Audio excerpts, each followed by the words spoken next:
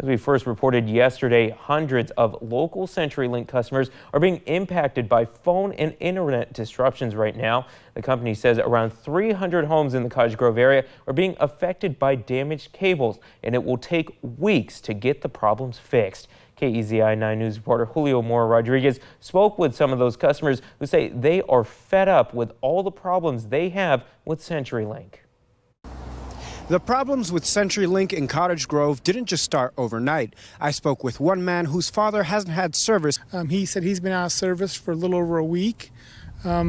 It's kind of frustrating that, especially these older folks that have problems with cellular devices and things, that their landlines aren't working. Cottage Grove resident Stan Simonson says his 80-year-old father relies on his landline. He says he spoke with his father as recently as yesterday, who told him his phone service is completely out.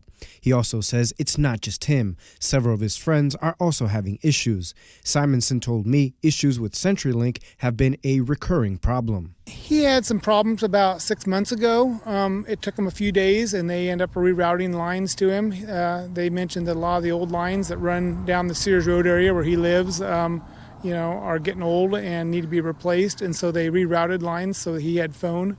According to CenturyLink, the lack of service this time is due to buried cables in the area having water damage. It's not just phones, but also internet service that's being disrupted. They are actively working on replacing the damaged cables. In the meantime, Simonson is keeping a closer eye on his father. I try to go by and check on him every night. Instead of going home, I'm going to check on him to make sure he's doing okay. The lack of service may continue for several more weeks. It's a prospect people here aren't too happy about.